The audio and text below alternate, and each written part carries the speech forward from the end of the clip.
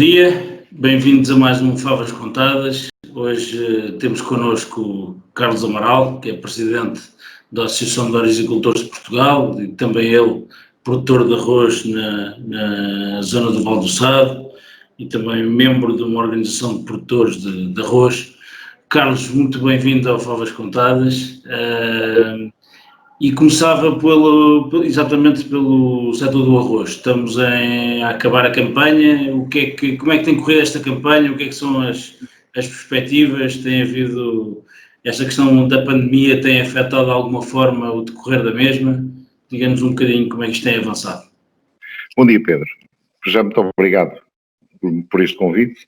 Acho que é sempre importante podermos colaborar nestes fóruns que vamos transmitindo sempre algum conhecimento e alguma informação. Em relação à campanha do arroz deste ano, dois ou três apontamentos rápidos. Primeiro, dizer que a área de arroz em Portugal tem estado relativamente estável já há uns anos, situa-se entre os 29 mil hectares e os 30 mil hectares, distribuídos por três grandes áreas: o Mondego, o Val do Sorraia e Tejo, e depois o Val do Sado. Mais ou menos com 6 mil hectares lá em cima no Mondego, 17 mil e qualquer coisa aqui no Tejo, e 6 mil hectares em números redondos no Val do Sado, distribuídos em duas regiões, na região de Alcácer e na região de Alvalade do Sado, onde eu tenho a minha produção. A campanha começou este ano, como já tem acontecido nos últimos anos, sempre à espera que as condições climatéricas assim o ajudem. Atrasou um bocadinho no princípio, mas depois acabaram por as sementeiras, na sua generalidade, serem feitas a tempo. O grande problema da campanha deste ano, como já vinha desde o ano passado, é que estamos a perder a luta com as infestantes. Temos tido algum problema já há alguns anos. Os fitofármacos que normalmente eram aplicados foram sendo reduzidos por legislação europeia e neste momento, na verdade, começa a ser muito complicado. Nós temos o controle. Como sabe, a produção de arroz é uma monocultura. Os terrenos onde se fazem arroz têm a característica própria para os fazer e dificilmente a gente os consegue arranjar outra alternativa, e por isso, como é uma monocultura, também as infestantes vão criando também algumas resistências e isso hoje em dia é talvez o assunto mais complicado.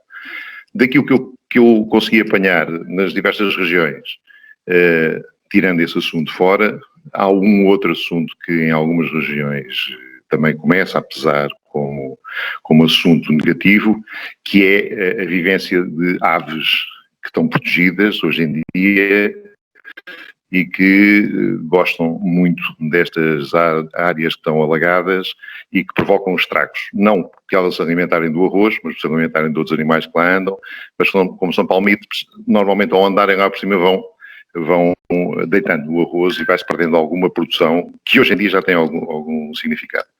Em relação à produção prevista para este ano, aconteceu dois fenómenos.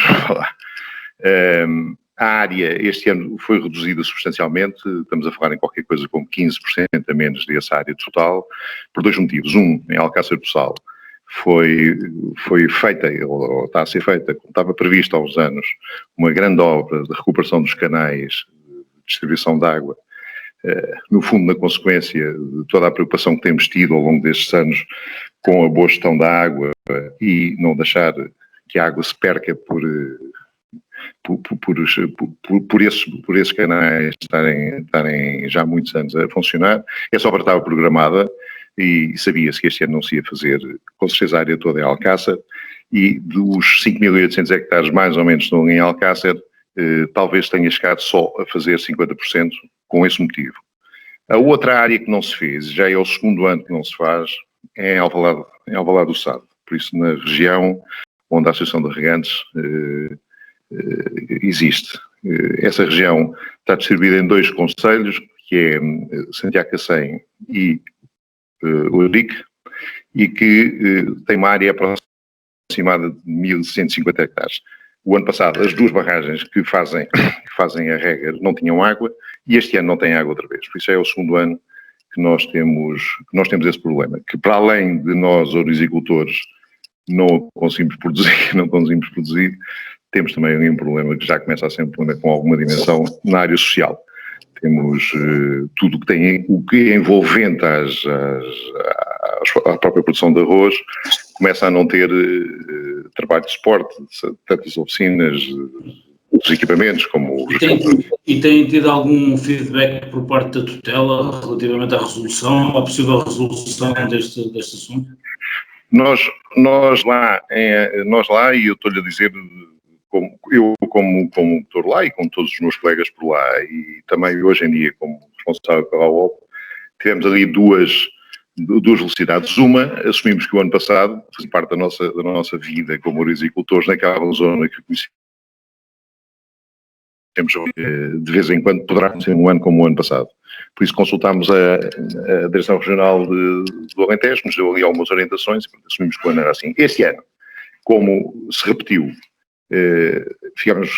estamos muito preocupados e acabámos por nos juntar todos e com o Presidente da Câmara de Santiago e endereçámos à Senhora Ministra um convite para nos poder visitar, porque era na altura importante, estamos a falar nisto no princípio do mês de julho, onde estava o que devia ser a cultura que não andou para a frente, por isso praticamente 1.000 hectares, 1.100 hectares, com nada posto lá em cima ou com as alternativas que nos deram que não foram grandes alternativas em termos de produção, e combinou-se que seria a Câmara de Santiago a endereçar o convite à Ministra. Acontece que de julho até hoje, estamos a 24 de setembro, não temos nenhuma resposta do próprio gabinete da Ministra sobre esse convite, que para nós era importantíssimo para lá ir, porque no terreno vêem-se algumas coisas. De qualquer maneira, ali na região, numa negociação de há uns anos, onde tivemos também todos envolvidos, está a ser feita um abastecimento de água a uma das barragens secundárias deste complexo todo, a barragem de Fonte Cerne, com um ramal de água, com um ramal que vem de outro subsistema, que é água que também já vem do Alqueva para ali. Poderá dar ali alguma ajuda, no entanto, temos aqui um problema bicudo, desculpe-me o termo, mas complicado, que é o problema do preço a que a água do Alqueva está a ser vendida, não direi para toda a agricultura, mas sobretudo para aquilo que está feito para o arroz. O arroz não consegue, neste momento, pagar o preço da tabela da IDIA. Bem, isto é um assunto regional. A nível nacional, não temos ainda resultados da campanha, já sei que existem, pelo menos na zona de Melides, algumas pessoas já a ceifar, mas é cedo ainda para falar nisto. Isto só para referenciar algumas coisas que temos de ter atenção. Por exemplo, na semana passada apareceu no Jornal Económico um título que dizia que a produção do arroz em Portugal ia diminuir 20%.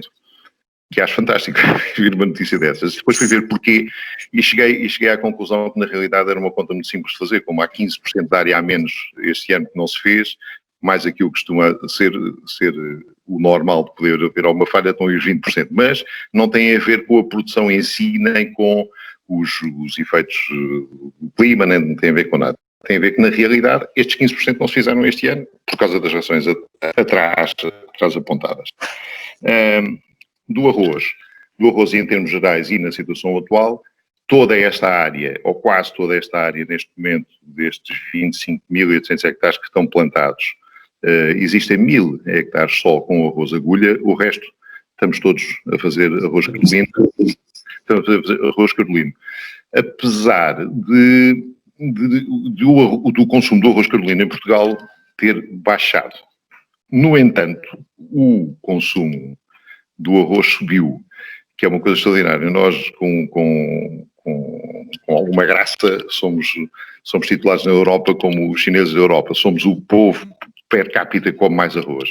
Até há uns anos, 2 ou 3 anos, comíamos, são números do Instituto Nacional de Estatística, consumíamos cerca de 15 quilos per capita e em 3 anos subimos para 17, que é uma coisa extraordinária. Isto tem a ver com alguns hábitos de consumo, tem a ver com consumos tem a ver com os arroz basmates e com outro tipo de arroz, sobretudo agulhas. E então aconteceu uma coisa engraçada. A proximidade que hoje temos entre a produção, sobretudo com mais organizações e com a indústria, acabámos por perceber ambos que existem alguns mercados que neste momento compram arroz carolino. E esse circuito está a funcionar. Por isso, o arroz, grande parte do arroz produzido em Portugal acaba por ser exportado e os mesmos que o exportam acabam por importar o arroz que é consumido cá. Por isso, neste momento, por ser uma plataforma logística, mas é assim que a coisa faz. Estamos neste momento, em termos de produção e também com a indústria, a pensar como é que devíamos fomentar outra vez o consumo do arroz carolino, que no fundo é o nosso arroz, é o arroz que acompanha toda a gastronomia portuguesa.